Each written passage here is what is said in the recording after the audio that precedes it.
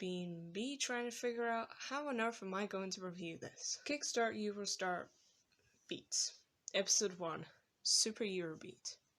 Brief introduction about the series, or really, again, another little brief introduction as to what KickStart EuroStar Beats is. Series 1 on the blogging series of the Shy Guy reviewing Eurobeat, where I will be reviewing the first, if not maybe more than one volume of a Eurobeat series.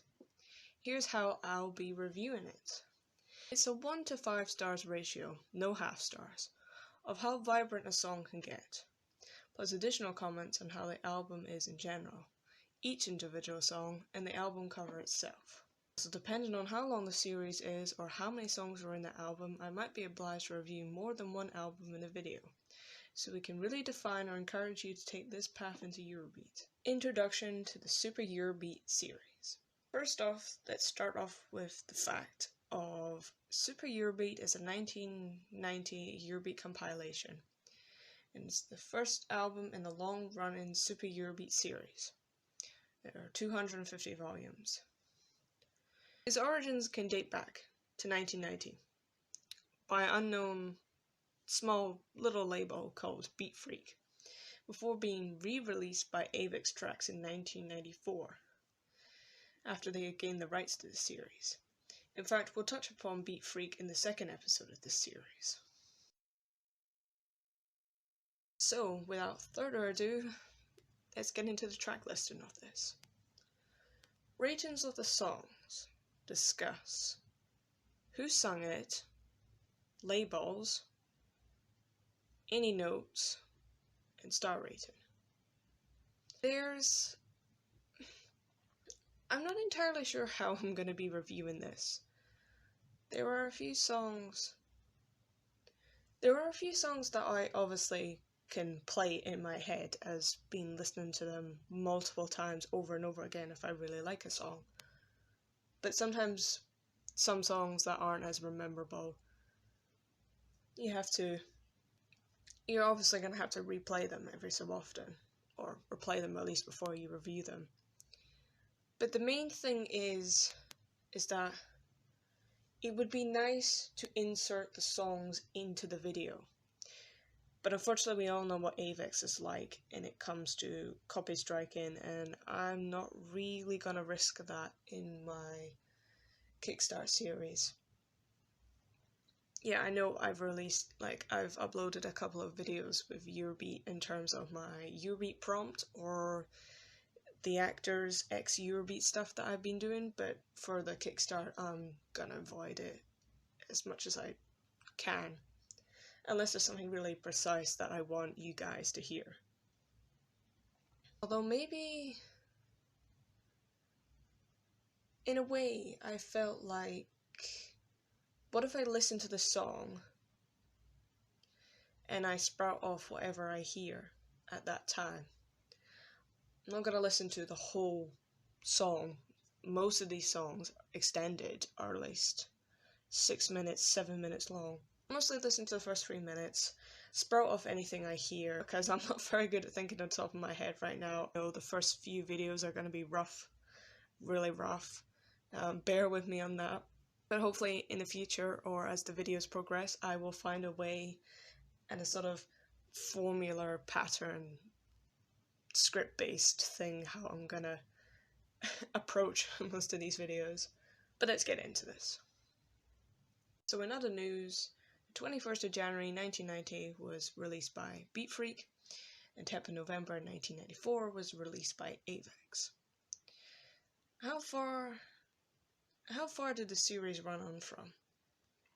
250 volumes, and I am not going to be reviewing all 250 volumes.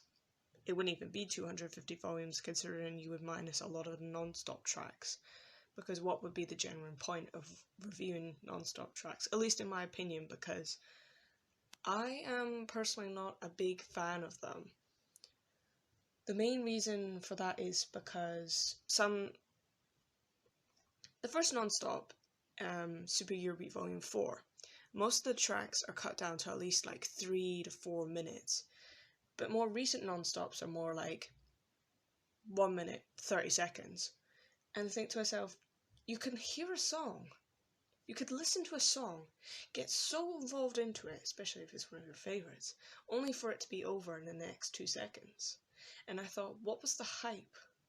Yeah, I guess it's a small reminder of some songs you used to listen to, like in the Initial D non-stop selection on volume 175, but for me there's no reason for a small hype, because I know I'm not going to listen to the full extent afterwards. Maybe I will, maybe I won't, but I'm not really big on non-stops and I avoid them when I can. But that's just my humble opinion. How popular do I think that this series is? Well, everybody knows Super Eurobeat, apart from the fact that it's the longest series in the whole of the Eurobeat genre. I think it's personally a sort of great way to discover Eurobeat. The sort of abyss in a void, in a sort of gap in between Italo disco and Eurobeat. There's a sort of like gap in between the two genres defining each other separately. And I believe that is volumes 1 to at least 40 from what I can remember in my notes. But when you get to volume 60, and more or less volume 69, that's when it starts to really define its Eurobeat as we know today. But I guess if terms of like discovering new artists and labels, you probably might want to go from Super Eurobeat volume, I want to say 100, but maybe not 100, I think it's a bit further along then. There's a segment in the series, I think between 100 and 150, where labels such as Asia Records seem to make an appearance, SEB, High Energy Attack. I think the first 100 volumes are very limited. It's early Asia Records stuff, Time Records, and if anything, 8-Beat C. Delta doesn't start coming until volume 60s, and you got a few tracks released by Brett Sinclair. Brett Sinclair's not until much later on, that's just him owning some of the rights to some of the Delta songs when he was with Delta. And last but not least, on the information factual part of this, we have the Best of Super Eurobeat, which started from 1991. And like the title says, Best of Super Eurobeat was mainly repeats of songs that was in the original Super Eurobeat, whereas today it is featuring all new tracks. And that's when I just start to think a little bit that Best of Super Eurobeat might be the new spin-off series, since Super Eurobeat finished in 2017 with its 250th volume, with the volume 250, which was nothing more or less of non-stop. First up is Just a Game by Vanessa, none other than Clara Ramone, Time Records, 1989. A good song for an introduction of the series, like any standard romantic song. Strong chorus from what I seem to remember whenever I hear this song. And the fact that it dives just straight into the song itself, it's not like the other songs that has this sort of Italo disco intro of drums, whatever other instruments there are in music. We didn't last very long in music in high school, I can tell you that much. So that's something I'm going to have to brush up on. And the cover art to itself of Super Eurobeat isn't that bad. It fits quite well with the cover. But we will analyse the cover art of the actual vinyls itself. The other thing is though, I like the little male vocalist they have in there. I don't know who it is, but he's interesting. And I believe he comes back around in Rapture of Sophie's Song, which is by Elena Ferretti. But I don't know if he would entirely... I wouldn't say he's sort of like a rapper, but it's the way he sort of says the words sounds a bit like rapping, from what I remember, what rapping used to sound like back in 2010 or so. But unfortunately, I feel like he would only really work for Italo disco than Eurobeat. Don't think there is really any rapping in Eurobeat. Not like extensive amounts, obviously little snippets and segments here and there. But if anything, they'll mostly just likely be samples and not real vocalists. Long verses, long pre-choruses until we get to the chorus itself. But is it a song that I could particularly dance to myself? I have been dabbling in the idea of whether to do small little routines of maybe the first half of a song. That'll be ages before that even happens again. But I guess it would be interesting to do this one in particular since it's the first song on the Super Eurobeat series, but I don't know. Not really much you could do for it. Just sort of emphasize the words with hand gestures and sway side to side. I'm sure I'll come up with something though. Yes. 3 out of 5 on this one. Track number 2, Soft Time by Sophie. 2 stars out of 5. Elena Ferretti, Time Records, 1989. Not really memorable one in terms of the melody, lyrics, but when I do hear it, that's when I begin to remember it. Probably not a song I'm going to develop a little bit, because I'm not entirely keen on this song. Here's your common Italo disco intro. Not really common, it's a little bit of a breakthrough, but it's the common beats of it, Italo disco intro. It's a sort of similar vibe to Just a Game. High vocals from Elena. Sung softly because the song is called Soft Time. Very soft vocals from Elena compared to her other songs. Sophie's an interesting alias, which many of us probably know, especially from Initial D. Is there such thing as a soft time during romance and relationships? An interesting way to put things. In fact, most of the songs on this track are just about romance. Except Love for Money, which is more or less kind of... Enough about that song. Definitely a 2 out of 5. Track number 3, Love and Passion by Gypsy and Queen. It's rated as 2 stars out of 5. No, I think that should definitely be 3 stars. Dynamic duo in terms of Clara Moroni and Elena Ferretti. Time Records yet again in 1989. Title and melody is easy enough to remember. Probably one of the most memorable songs to even sing out of this entire volume. And except Love for Money. But that's mainly due to the remake existing, that song is easy enough to remember. In terms of lyrics, passion, desire, and so much more within a relationship. How on earth could a spirit know if relationships aren't really possible? Relationships make no sense in the spirit's form. Marriage isn't even possible either. Oh, to be in love in the 1990s though, probably more worthwhile than today's relationship. The dating game of the 21st century is so messed up and awkward. It mostly feeds on the narcissistic ways of a fear of dying alone. It's a pity our human species have gone wrong over the years. Decades even. It's quite hard not to actually sing along to this. I only just got used to hearing my voice back on playbacks. I particularly do not want to hear my singing voice on a playback, especially if I have to make my voice go a bit deeper, so it doesn't hurt my throat. So that will be interesting to hear one day. They repeat the chorus so much here. Yeah, no way this was 2 stars out of 5 on Rate Your Music. This is definitely a 3. Maybe a 4. No half stars. But this is a 3. This is definitely a 3. Track number 4. Perfect Time by Rose. 4 stars out of 5. This is when things start to get a little bit more interesting. Except 5, 6 are not really favourable ones. 8, 9 are also not favourable ones, but this is when it starts to get a little bit more interesting in terms of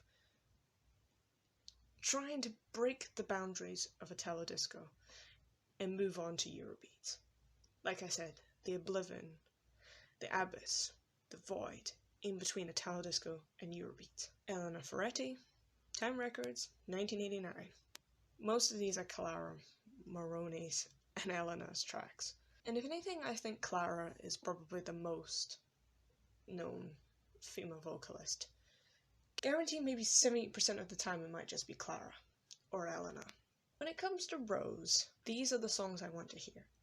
The really atmospheric vibes, the softness, and the romance in the lyrics. Rose is probably one of my favourite aliases under Elena. If you've ever really scrolled through playlists on my channel, you'll see that Rose is the start of Elena's playlist. Unfortunately, I haven't gone through Elena's work just yet. It'll be a long time before I do that one. A lot of these things are happening in the future. I don't think any of her works are on any SES series. I could be wrong at the top of my head, but I don't feel like she's in like Maharaja Nights, High Energy Revolution volumes, or the Maharaja Night volumes in general. Which is, I think she would mostly, predominantly stay in the Super Eurobeat series. I don't know if this one entirely breaks the boundaries though of becoming Eurobeat. I think there's a song on here that definitely sort of really tries to break the boundaries of Eurobeat, but I don't feel like this one is enough to sort of try and break that boundary. It's there, up there, but it's not on the borderline. It's definitely atmospheric and definitely takes you somewhere. And the melody is what really, really gets going. And of course the lyrics and the way it's sung. It's got a very good vibe to sway to. This song's also got a remake back in 2006, 7 or 8. Not sung by Elena. I can't remember entirely who it's sung by. But I don't really like it because it doesn't give off the same vibes. Obviously it's a lot faster, updated and modern, but it doesn't hold the same uniqueness as the original does.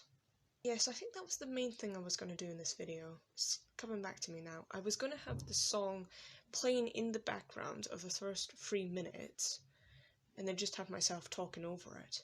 But I think that might be a little bit complicated in terms of the fact that you wouldn't be able to hear the song unless it's through the gaps that I'm having. But I'm obviously going to cut the gaps in between each comment I'm making because it's the point, especially if you can't hear the music, because 4 out of 5.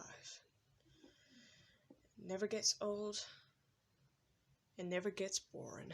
Track number 5, Crazy Lover by Anika. 2 stars out of 5. Clara, Time Records, 1989 yet again.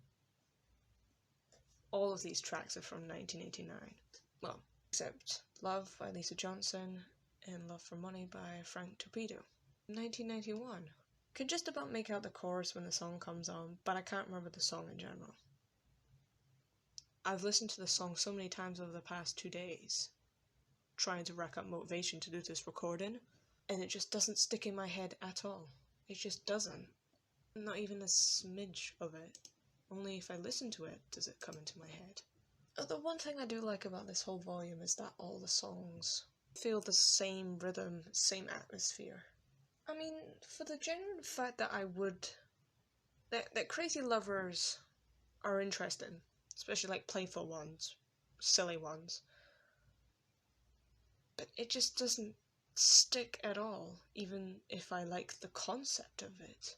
What I was saying was that the atmosphere of Super Eurobeat Volume 1, how it has the somewhat same rhythm, flow throughout the entire volume, which reoccurs in a couple of volumes. To name some of them top of my head, Volume 27, 14, 34, 55, 54, no, not 54, 55, 58, and Volume 45. 45 is the one I was forgetting. It has the same atmosphere. Oh, and Volume 7. Volume 7 exclusively has the same atmosphere throughout all the songs. I don't know if anyone else can pick up on that, but if you do, go back and listen to those ones. Unfortunately, they all break up, considering most of the labels have their own different styles and sounds. SEB is very different from Delta, and how a high energy attack is completely different from like 8-beat C or... Forgive me, I don't really know many volume... you have to forgive me, I don't really remember many labels. It's not really many labels I've even looked at, for that matter. Of course I know the names, but I just don't know the styles. Except Delta, because Delta is this is where the gatekeeping comes in of initial D. That's enough of that one. And then a bit fed up with that, maybe I'll probably bump it down to 1 star out of 5. Track number 6, Rapture by Sophie. Do I even need to explain who sung this song? 3 stars out of 5. I have no absolute idea why, but this intro gives off some rather gothic vibes. I've always thought about that ever since the first listening, which is the exact reason why I can remember this song.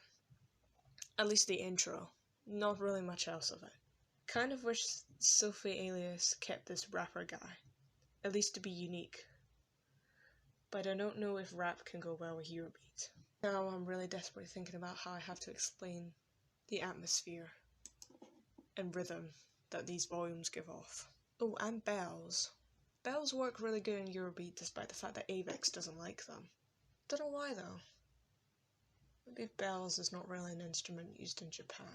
For the record though, does this give off any gothic vibes for anyone else? I'm not into the goth, nor do I know much about goth, but it sort of just gives very eerie, creepy vibes of a woman dressed up in sort of black and like black eyeliner and stuff. Like someone needs to retry these songs, retry such styles in the new modern Eurobeat and see if it would work. It's a shame they all sort of follow a formula. They need to start being unique again. I'm not saying to remake this song, I'm just saying make a song similar with this style. The same sort of singing and so forth. Let's find a really old European Gothic church and do a music video to this song. If I was feminine enough for that. Or we could just find someone feminine for that. I like this one. Yes. Before I ramble on too much. 3 out of 5. Moving on to the next song. Track number 7. Hero by Aleph. 4 stars out of 5. All in Lord, Dave Rodgers. Time Records. Okay, I'll make it quite clear now. I'm not the biggest fan of Dave Rodgers. By that, I mostly mean his alias, Dave Rodgers. But his other alias, especially Aleph, that I do quite enjoy very much. And this is one of the songs. Atmospheric, but just a good breakthrough on challenging the borderline of Italo disco and the first generation of Eurobeat.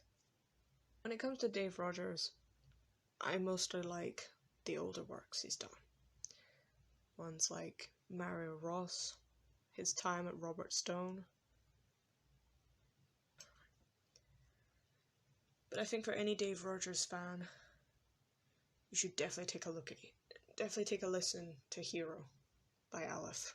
We all know that Dave Rodgers is the lord of Eurobeat. He's the one who made it after all. His label 8-beat C. The intro though, the intro is just absolute fire. Melody and the rhythm and just... I just cannot define it any further how good this song is. You just have to listen to it to hear such an energy going on. The genuine fact that there's so much going on in this song compared to the other songs is why I believe it's a breakthrough song. It could do with a little bit more in order to probably be more distinctive into Eurobeat. But I like the fact that it's playing around with different ways to make the lyrics sound interesting. Also another fact I want to point out is that Aleph is not really by Dave Rodgers. I think it's been shared by 2 other vocalists in the past before Dave Rodgers overtook it. Most likely be remembered for Dave Rodgers singing under the alias. Yes, don't forget, aliases are shared by multiple artists. Don't know much of the lyrics to the song, but I don't really want to, because I just like the melody enough. Sometimes the song is too good to not learn the lyrics to, because it sort of loses its magic. Not that the lyrics can be bad, but I don't know, I think it's just the way.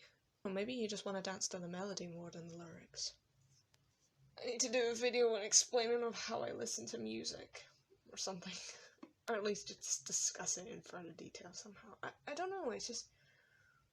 The lyrics are nice. I might have looked at them once upon a time. And I just don't want to learn them because I like the melody a lot more to dance to than to dance to the lyrics. 4 out of 5. Sometimes I just like playing the song to make me feel a bit better. Definitely very 80s and 90s though. Okay, we're almost there. Track 8, Face to Face by Sophie. And I think about how there are 3 Sophie tracks in this volume. Still the same artist. Still the same label. There is absolutely nothing or anything I can give for this song. I just do not like it. The fact that it isn't memorable. I do like the fact how it's different from the others. As the early days of Sophie is different from other artists around at that time, and Sophie now is so common with artists of the time. It's the way it's sung. Face to face. Now I am singing. I don't even like it. I just really don't. But it's 2 stars, but I'm definitely changing it to 1. I'm not even going to listen to the song now because it's not. Moving on, skipping on, straight on to the next one. Track number 9. It's My Time by Fred Ventura. 2 stars out of 5. Okay, I am aware of how big a name Fred Ventura is, and this song screams good Italo disco. But I feel like there's a little something missing here. Maybe it's a bit too cluttered, or maybe it doesn't flow too well. Do want to listen to other Fred Ventura songs in his Italo disco era. But it's a shame that he never... I don't really know him enough to comment. So most of the questions is going to be asked, did he just stay in Italo disco, not go to Eurobeat, or what exactly? I don't think there's honestly much I can comment on about this song, so maybe this will be short. Bear with me when I'm still trying to decide on how to make these videos entirely. The thing I want to do is try and make sure songs get an equal amount of comments between them, because I fear boasting about the best songs and not talking about any other song is probably an unfair advantage, because some people might like songs more than others. Opinions are different. But the general fact is that if you don't talk about a song, and if you don't really address it to the public, then they're probably going to think it's a bad song, when really they haven't listened to it and discovered that maybe that they like it and that I don't like it. The thing is, I don't want to ramble on about so much because it'll just be time consuming and very boring. Oh, I do like his voice though. It's the chorus though. It's just the way it's sung. It does feel like it's missing a little something. Moving on. Still at a 2 out of 5. It's got potential, but it's just missing a little something. Track number 10. With 3 more songs to go after this. Super Catchin' Desire by Virgin. Andrea Delfino.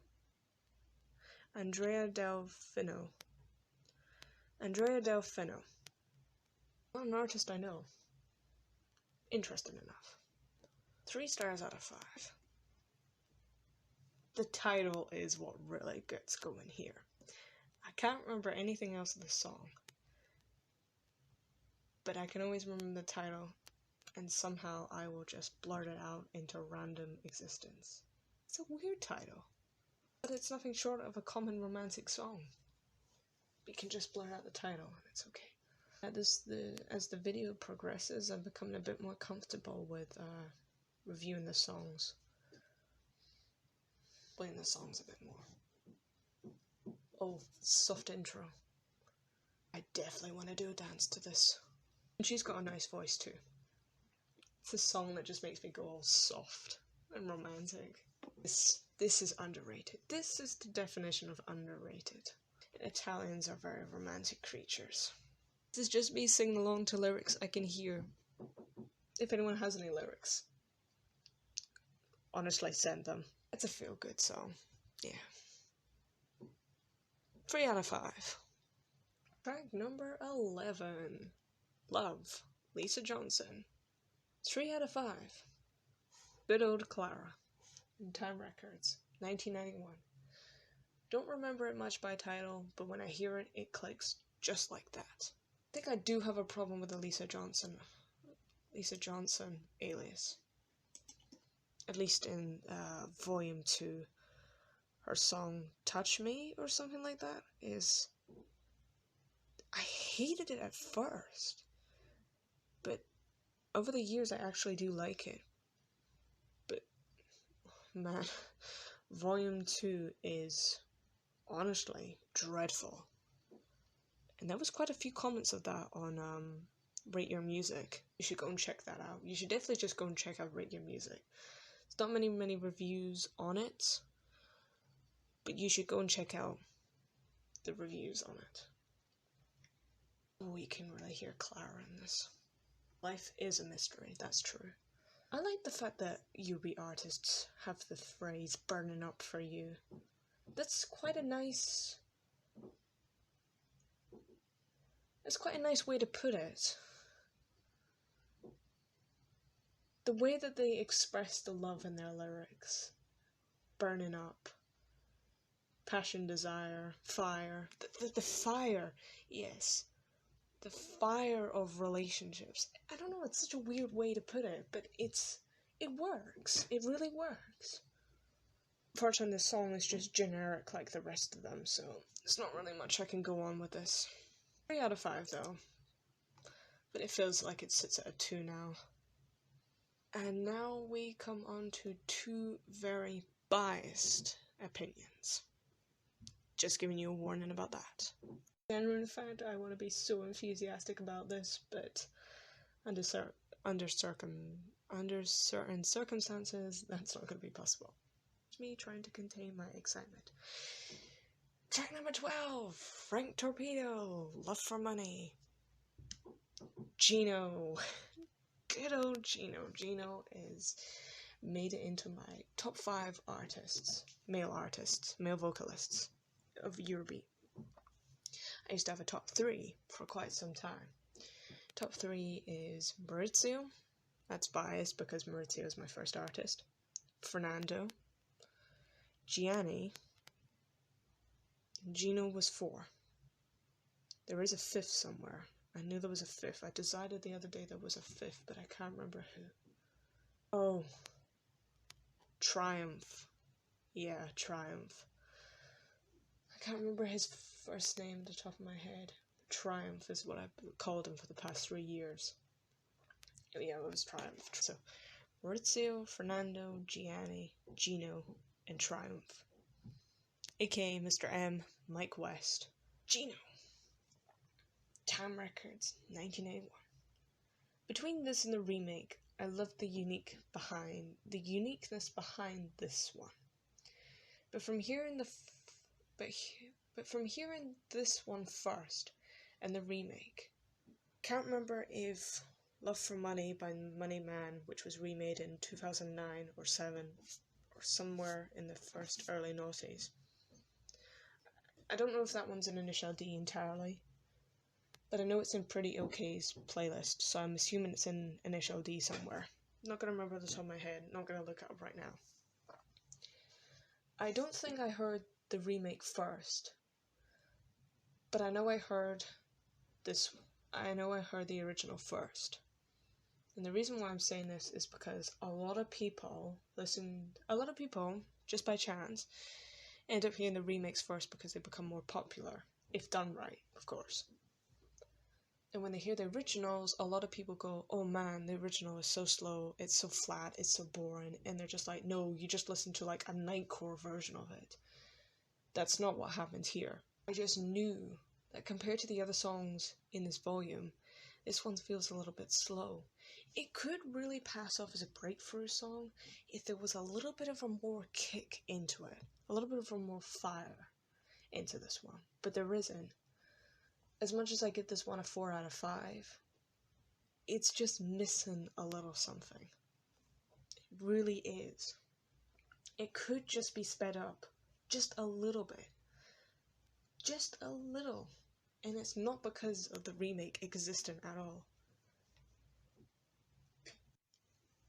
I want to go on about the entire song, but it's exceeding the limits, so moving on. Track number 13, and the last track of this volume. Mike Hammer, Divine by Mike Hammer. Another biased comment, review, 4 out of 5. Mauro Farini.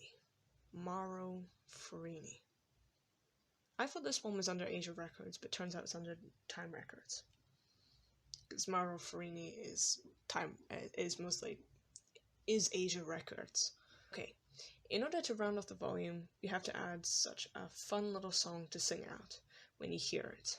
This is much better than the remake, and I'm going to call this a breakthrough song. The intro. Love the intro on this one.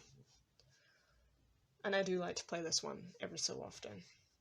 I don't know much of the lyrics here, yet again. But why would you want to? It's just a fun little song you want to sway to. Maybe I should do covers to some songs.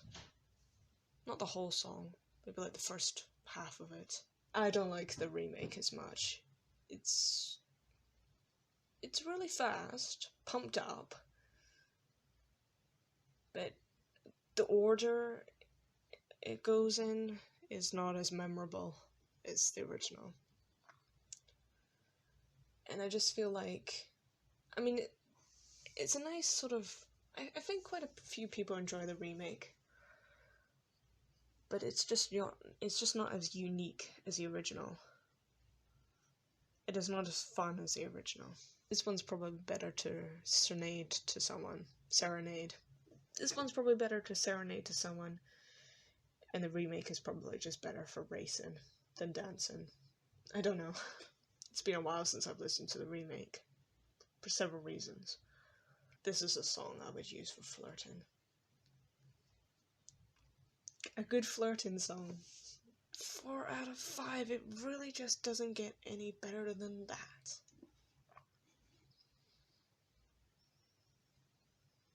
So now we are rounding off the video for now, with additional comments. This is a good introduction to the first generation of Eurobeat, or still really Italo disco. Although it's working on making a significant difference from the origins, it's really interesting to see them experiment and carry on further. Nice, slow, romantic pace with wanting you to listen to the unique synths rather than the lyrics. Overall, 3 stars out of 5. And I was additionally just going to round off the video there, but I just want to leave a small reminder of these videos are going to be incredibly rough in the first couple of episodes, and there will probably be a lot of experimentation on how to tackle all of this, but I think one way or another I'll finally find a way as to how to make these. So bear with me on that one, like I've been saying. Oh, without further ado, this is the end, and I shall see you for the content to come next Sunday, the new Eurobeat prompt. But the next episode of KickStart EuroStar is not coming out until December, so that gives me 7 weeks of break. But the anticipation, if you want to stick around for this channel.